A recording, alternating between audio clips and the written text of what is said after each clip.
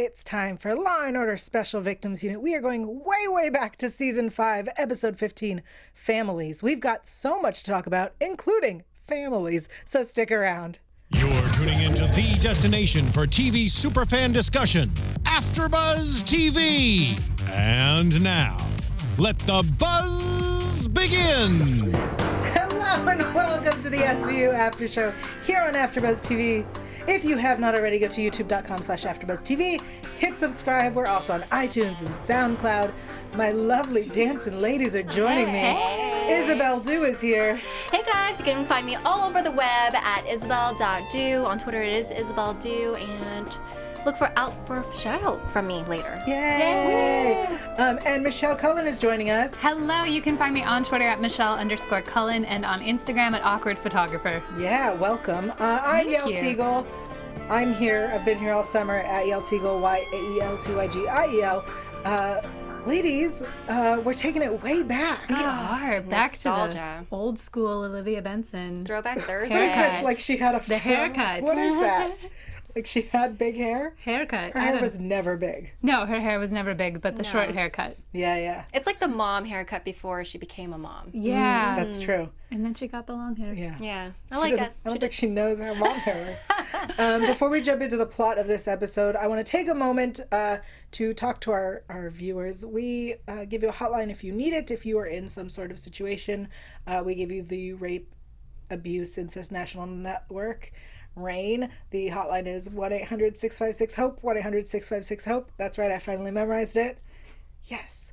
But also, this episode deals with families and issues of the sort, and sometimes things get weird, and we will make it weirder. So this is a content warning. Apologies now if you can't handle our jokes. Right? That sounds like a good... Yep. Mm-hmm. Okay. Yeah. So I want to start with Season 5, because that's where we're at. We're in Season 5, and I learned so much. I like that we're going back, because I feel like every time I learn so much about the season and like what was going on. Oh, Wikipedia. It takes you back quite a bit. Yeah. It does. So during filming of the 5th season, SVU still didn't have their own courtroom set. No way. Really? Yeah. So in 2011, a video with Yael Tyiel reveals that the directors were still using the Law & Order courtrooms. Huh.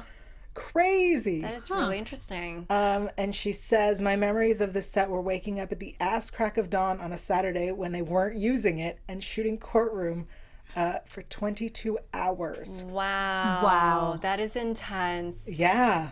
I wonder how much it is to rent one for the day. But it's the same people. Like they use the Law & Order court. They just, Law & Order was using it throughout the week. Yeah. So SVU would just use the courtroom on weekends. So they probably shot as many scenes as they could, right? I would imagine if it's a 22-hour day. Holy crap. Yeah. It makes you wonder how many episodes they were shooting at a time. Just costume changes and hair changes. Yeah. Oh. They were probably like, I don't remember what this case is about. It's all right. You just argue your best. Wow, that's really interesting. And this is the season where Stephanie March, who played Cabot, left the show in episode 4 of this season. Her character was killed, air quotes on that, and then went into witness protection. And there's a really great quote from Elliot Stabler himself. Chris Maloney says that Dick Wolf always has an aversion to whacking his own people. He gives them the door, not a bullet. Unlike The Sopranos, where you're lucky to leave with your head on. Oh, Yeah. that is and great. we got Diane Neal playing Casey Novak in episode 5. And she's a redhead. Yeah. She's a redhead. She's a Redhead. redhead in this. Yeah. At She this started point. as a redhead. I think she went blonde at one point, and she goes back. She stays in the red strawberry blonde. I like the strawberry blonde. Yeah. Yeah, I It's prefer good. it. I like this episode the way how red it was, because her face looked so white. Like, so pale. I was like, girl, get some sunshine. Vitamin D. Yeah. And this is also a season that was full of guest stars. So we had Will Keenan playing Bill Tripley, which was the Michael Jackson story. Oh, yeah. And his name, he was Billy Tripley because of Billie Jean. That was where they got that name. The 100th episode was this season as well. And Mariska's father, Mickey, came and played a man on a subway station escalator who witnessed the aftermath of a brutal assault.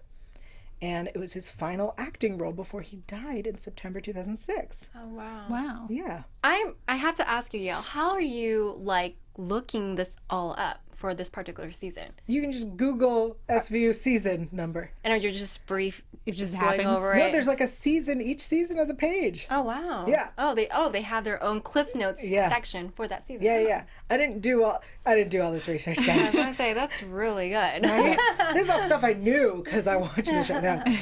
And then Mare Winningham, who got one of the two nominees. Season 5 got 2 nominees for the Emmys for Outstanding Guest Actress in a drama series, and she was in the episode with Macaulay Culkin's little brother where he takes the medication and then shoots up his school. Oh, yeah. Oh, She was the mom. yeah. She was nominated for one of the 2 Emmys, and the second one was for Marlee Matlin, who we met in the 19th episode of this season, so in a few episodes, where she's the Dr. Amy Soloway who helps people with suicide because she has some disease and she's in a lot of pain.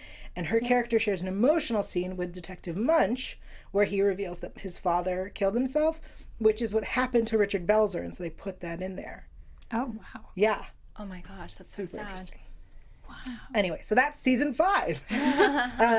But we're talking about season 5, episode 15, Families. What do you guys think of this episode? Because I like that it's like old school format. You're going along. Here's the story. We're figuring it out, and twist, and then something else happens, and twist. There's always twists. You know what? It's and I love this format because it's the one-word title. Yep. So you know, okay, you see the suspicious music teacher, and you're like, Yeah. it looks like him. We know it's not him. Too easy. Yeah. Too obvious. straightforward. Yeah. The title is Family, so Yeah. at some point something's happening with the families. Yeah. Good point. Yeah. Didn't even cross my mind. Yeah, so I kept that in check at all times. I'm getting stuck here. Yeah. And love this episode. I love the whole twist. In fact, it made me realize that I should miss this more in our present episodes. Yeah. I need to miss this more. And I think because we start to grow out of that and to rewatch, I'm like, this was actually really good. They need to take this again. Yeah. I agree with that very much. Just the whole format of the earlier episodes compared to current seasons. Current seasons are great, don't get me wrong. I love the stories. It's still just as good quality of writing and acting. But the twists that just keep happening, that keep you on your toes while you're watching, they're so great. And especially when you throw in, you know, the other woman and then the other child. Yeah. And all of these different things that come out of the woodwork for this. You're just like, oh my God, this is real life? Yeah. Right. For some people it is. Right. I want to That's get terrifying. overwhelmed. Yeah. This is the thing. I want to get overwhelmed by an episode. And that's why, to kind of move forward a little bit, that Duggar-like episode Yeah. kind of has that twist. Like, and Yeah. I think that's why we really enjoyed that episode. So it kind of reflects that. Yeah. I agree. I feel like the newer episodes don't have the twists all the time. We've forgotten about it. And there was one episode, I believe it was the one where Olivia is in the hostage situation. Oh, yeah. And I think not the finale, but the other hostage situation no. where somebody, I want to say it was Lauren or Jesse suggested that it was the nanny set her up. Right. And I was like, that would have been great, but that had nothing to do with it. Yeah. And those are the twists. I think we're looking for them now. We are. We're filling in those gaps Yeah. even, and they're not giving it to us. Yeah. So let's talk about this episode. It starts with a twist. They're chasing down some suspect and find a body. It's like they're beginning to move away from the find a body. Then they come in. Storyline? I think so. Yeah, the real body, the Yeah. real person that we have to focus on. And I like that they, when we see the body, she's like covered in a cardboard box, and they say it looks like either they were trying to hide her or they were trying to protect her. Yeah. And it reminds me of the episode of the music teacher. Do you guys remember this one? Which music teacher? We had a music teacher in I this know. episode. You're right. Any more the information? The female music teacher, the one. Oh, yes, the one with Elizabeth Mitchell with Jeremy Irons, where she put the little girl in the suitcase in front of the church, and that's when I realized that it was a woman. Oh, great episode. So that moment kind of reminded me of that, and I was like, okay. It was great because that was the second time that Jeremy Irons came in. And it was so great. Guys, oh my God. Sorry, my head is like, do you remember when this happened in that episode? And when this happened? Anyway, where was I? Good call. Yeah. Yes, absolutely. That's what that moment reminded me of. And then we lead to... So we find out that it's a body. Her name is Shannon Coyle. She had sex before her death. And I love that Warner is like, sex and getting your head bashed in don't usually go together. Thanks. Was unaware. Yep. She's a very good medical examiner. She's the best. Just on point. Yeah. So we find out that Shannon was unaccounted for after school. There's really the whole like search for where she was and when it happened and who was with her. That whole part, I was like, SVU, police work, move on. Well, you know what I thought was funny was when they're like, oh, the gym is now open for you guys to do interrogations or interviews with the students. And it's like, well, what if they're not all there? Yeah. And how lucky were they to pick out the one, you know what I mean? One of the students who, you know. Like we saw 5 minutes of what probably would have taken days. Exactly. And it just made it look like it happened. I also love, this might be a little jumping the gun a little bit, but I love how teenagers in any episode of SVU, probably any episode of crime drama television, think that they can lie and that it's fine. Yes, absolutely. Like, this is foolproof. There is no way they will crack this story. Absolutely. So we meet her mother, Susan Coyle, who, I don't know if you guys know this, but that the actress is Helen Slater, who is currently on the Supergirl series and played Supergirl in the movie. Her mother was Supergirl. Oh, wow. She also was on The Lion Game on ABC Family. And then her brother, Brian Coyle, played by Spencer Treat Clark, who's on Agents of S.H.I.E.L.D., and now he's on Animal Kingdom on TNT. He looks familiar to me, but I couldn't put him... Yeah. So we start suspecting the music teacher who suddenly quit his previous school. I mean, he was suspicious and rightfully suspicious, as we find out. He was not a criminal. Right. Yeah, exactly. He was sleeping with a student, just not the one we're looking at. Yep. I love when they do that. Like, this guy, he's not sleeping with our victim. He's sleeping with everyone else. Sleeping with a different 16-year-old. Right. So we're just not going to give you closure on that part. Just focusing. She was like, I'm not pressing charges. That's okay. We will. It's okay. It's a state issue. Yeah. It's fine. Those are also the moments I miss from SVU as well, where the suspicious person still had something going on. Yeah. And then it just ends up being like, oh, we don't need to come back to that story anymore, but you know that he's a bad person. I think that I said this last week. I love it when the perp alibis themselves with another crime. I love that. Like, It's so great. I couldn't have been murdering her. I was breaking and entering into this house. Like, I couldn't have raped that girl. I was robbing a bank. Right? Like weighing the pros and cons of the sentences you'll receive. Right. Which is worse. So we find out that her best friend Lisa, what a good friend, gave her a key to her boyfriend's apartment so that Shannon and her secret boyfriend could be together. And who is her secret boyfriend? Aiden Connor, played by Patrick Fluger from The Princess Diaries. Also from the 4400. Now he's on Chicago Fire and PD. Oh, no Yep. way. Yeah, I don't understand how, like, when he was younger than this episode, he was like cute, and then this episode he's like got that heartthrobby look, and then he grows up and he's no longer a heartthrob. I haven't looked at him recently. Google it. Either. I will Google him. But that'd be great if they did a crossover and involved them. Well, I was really hoping that his character on Chicago Fire and PD would be the same character, just all grown up. It's not. That would have been great. Yeah, they like to mix things up. You know what? There's still a chance. You never know. He might have like moved out and changed his name? Yeah. That's true. I mean, after what happens. So then we meet his mother, also known as Dr. Quinn. The medicine woman. The medicine woman. Jane Seymour guest starred. She is so beautiful. Oh, she's so beautiful. She's very beautiful. Yep. And then our twist, Shannon is pregnant. Dun dun dun. Yeah. Done. Great twist. And the father of the baby is someone related to her. That type of reveal is the type of reveal that actually causes a physical cringe to occur, when it's like, okay, so you get half of your mom's DNA and half of your dad's DNA, so your baby will have 50% of yours. If it has more than that, there's an issue. And it's like 62%, and you're just like, oh, that's just enough to be really bad. I thought that I loved how they revealed it too, because they're like, well, don't we need to take some paternity tests or DNA tests? And they're like, no, because it's 62% Right. of the same DNA. And you're like, oh my gosh. And at that point, there's only one suspect, and it's her brother, Brian. Poor kid. Oh my gosh. I didn't believe it was him anyways. Right, but like- also, like, Stabler being like, I get it, right? Like, I get it. You see her, she came out of the shower, you got it. Gross! It's so gross. Yes.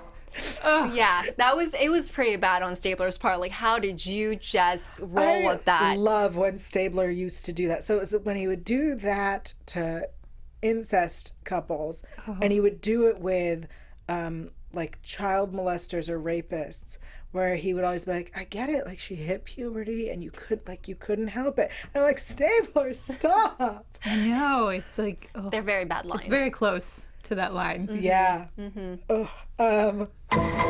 Yep. Indeed.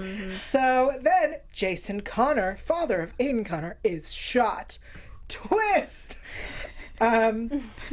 And then my absolute favorite part from Warner, again, is she makes a family tree. She goes, let me explain how this works. I love it. Pictographs are always helpful. It was great. It just felt so silly for her to make a graph that had 4 squares. Like, you know what I mean? Like, if you're going to make a family tree, like, make a family tree. Yeah. But it was mom, kids, empty square, fill empty square. 4. It's a family branch. Yeah. Yep. Yeah. I was actually wondering, because they figured out that Jason is Barry. that Jason is Brian. Barry. Barry. Sorry, Barry. Brian is the brother. Yeah. Jason is Barry. That made me wonder if Brian had seen his father. Right. So they never quite pointed that out, and maybe it's to let us assume that this is to be true, which is, I'm assuming that Brian and Shannon would see their father just on alternating schedules than Aiden's. Yeah. Is that correct? Yes. Yeah. So it feels like this is why it was weird the way that they did So there's this. no photo frames, you know what I mean? Like how did Aiden and Shannon kind of like not share family photos? I mean, I guess this is the days of no social media, because they had to use the camcorder to identify her. Like, it's like, oh, well, here's a video of my daughter. So I guess there's no social media. I was like, well, this is my dad. No, but, I'm with you, because it really bothered me that, like, at school functions, that they would never see each other. How did these kids? I mean, if it had been that, that the Coyle family was raised by a single mom, and the Connor family had a dad, that would have been so much more, like, the affair would have made sense. Right. But the fact that he was living a double life was insane. in this very small perimeter. In the same school. Yeah, it's just like, how did you guys pull that off? Right. Yeah. It's especially with Jane Seymour, Dr. Quinn not noticing. And I'm assuming he's also, because he seems to be a very public figure, they're doing these benefits. Right. Yeah. And they're donating. Wouldn't they have, I don't know, like, I guess had a picture in a newspaper? Right, how did the perhaps? kids never Put it together. Yeah. Oh well. Yeah. Oh well. It was season 5. So I love it. Yeah. I like when SVU tells Jane Seymour and Aiden about the affair, that Barry and Jason are the same person. The performance that Patrick gives, Patrick Fluger gives, when he goes, she was my sister. I had sex with my sister. That's a traumatic thing to and learn. then vomits. Beautiful. Yeah. It's one of my, I don't know why I like have that image of him saying those words ingrained in my head forever. I was actually watching for the little dribble. Yeah. Like, while It's so Stabler's, gross. kind of like carrying him, Right. and he's just like right on his Yep. sports jacket. I'm like, watch out. That's what I was thinking. I had sex with my sister. Oh, I'm so glad I don't know It's so much sisters. to process. It's like, hey, you have a sister. By the way, you also, impregnated her. You also, you made a baby. On top of her being not here anymore. On top of her being dead. Yeah. So, So then it finds out that Susan knew all along. Jason told Shannon about that Aiden was her brother and that she fell, and that's what happened. And Susan knew all along and still blamed Brian. You're an awful mother, Susan. She's a twisted mother, because the fact that you were well aware of what happened to your daughter and still carried on with this investigation as if you are unaware, that is dark. Right. It Really, is. yeah. I say she is, I'm surprised. I actually am on team medicine women here. Yeah. And I'm like, why is that woman not, suffering more than Dr. her? Quinn, as snobby as she was, was in the right at the end. Yeah. Even though she shot Jason. And I like the twist at the end where so Dr. Quinn reveals that claims that she's never seen the gun, and then Aiden is like, I'm gonna get her in trouble or whatever. He was trying to aiding his mother. Yeah. And then the way it ends with Brian and Aiden, they leave together because they're all they have left. Oh my gosh. Both moms are in jail. Two bright young boys who are brothers. Now inspired by his true life events.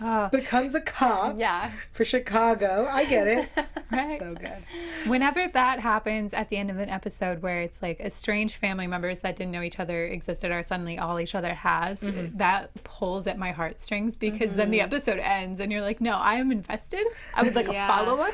I'd like a check-in to know how they are doing. He becomes a cop. He changes his name, becomes a cop. There's a lot of follow-up stories I would love to be able to see, but this is the brilliant mind of like these Law and Order people, because they end it there so weird. That's why we love it so much. Yeah. Because we don't know anymore. One of my favorite episodes is the episode called Doubt, where it ends with the jury saying, "We, the jury, find the defendant," and then it cuts off.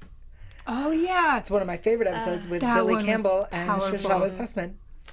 It kind of reminds me of, so there's a psychology thing with ads, with commercials. I think I might have mentioned it maybe, where there's jingles, and the jingles are usually songs we know, and they never end on the word that you want it to end. So your brain, knowing this, tries to finish the loop, but it can't. So it just loops again and again because it can't end. So it stays in your head, and that's how advertisers it's another factor to help that product or whatever it is to stay in your head. So I feel like with Law and Order, they kind of do that to you because you're like, I need to finish the loop, and I can't. Yeah. I mean, they do that with the theme song. Or they just play it for 17 years straight, and we learned all the lyrics. All the lyrics. Thank you guys so much. I want to take a moment to thank you all for tuning in. Yes. We apologize that we don't have the live chat open, but we're assuming that you are chatting live. If you go to iTunes and subscribe, that way you won't miss a single episode, but also rate and review. Bang on the keyboard and we'll read your comments live on the air. I assumed that there were none new this week because we haven't gotten any new ones this summer because we're doing old episodes. But I have a shout out. Lauren specifically said to give a shout out to, great. I don't know how to say your name. Merel?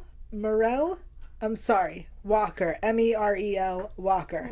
Meryl? I don't know names. I'm a weirdo. So yes, shout out to Meryl, and I'm sure our chat is full of people. Shout out to all the wonderful people live in the chat. You had a shout out. I do have a shout out, and this one I gotta personally make it to Sarah Puhala. You were so awesome. I tweeted out to you, and you answered, and I love that. I haven't gone back to your last message, but I want to thank you personally because I said I would, because this girl voted for me for Miss Jet Set. Oh, Nice. I know, so sweet of her. So she voted for me, and I really appreciate the support. Really, it really means a lot to me. So yeah, and thanks for tuning in with us. I'm also going to give a shout out to some people who retweeted the live link, because why not? Nice. So SC Young Dems and Hot News and the McNet. Yep. And I'm sure Hanan is in the chat. So Hey, Hanan. Hey, Hanan. Cool. You have an Isabelle Info Corner. I do. Isabelle Info Corner. Yay! Yeah. So this episode, they didn't mention it, and I wonder if maybe it's like an age thing, but so it reminds me of something called the genetic sexual attraction, which is a real thing, apparently.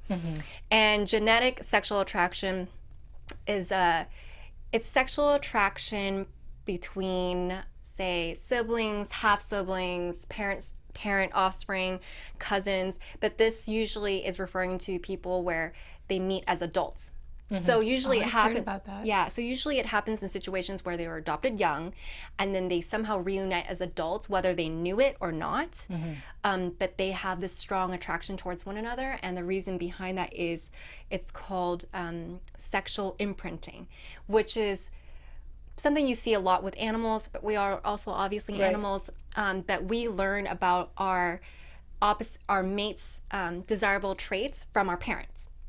So that's what happens. And then when you leave the youngin, that's all that they have. That's the last thing they have imprinted.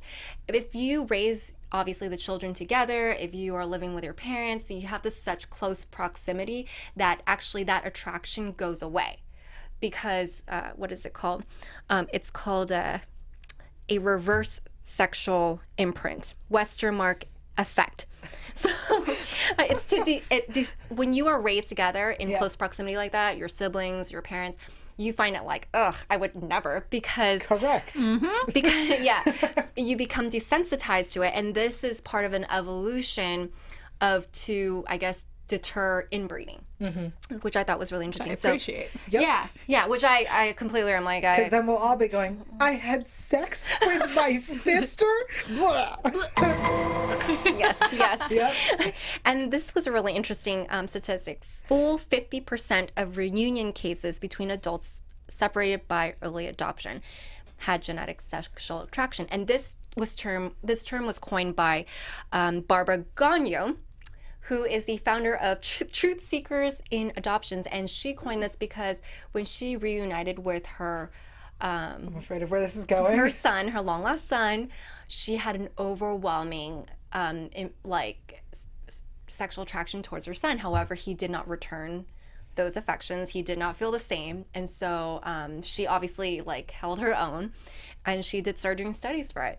That's really interesting because actually there's a lot of crazy cases like that where and it's, these people, they are raised in completely different cities, sometimes even different countries, and somehow they still find each other. So there have been multiple episodes of SVU that have included this. The James Vanderbeek episode, where he is pretending to be the surrogate father of all of these people who are sperm donor babies. That one is creepy. There's another episode where twins, is that the one you're thinking of? Twins are separated and they end up dating and then they get in an accident.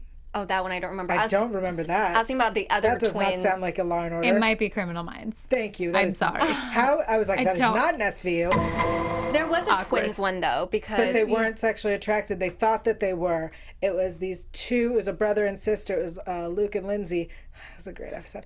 And it turns out that they were not supposed to be brother and sister. They were born brothers. So that one is when they thought that they had this attraction. But there is a twins one where there is where they were attracted. It's the one where Elliot was trying to investigate in the strip club or an escort. It's with what's her name from Charmed.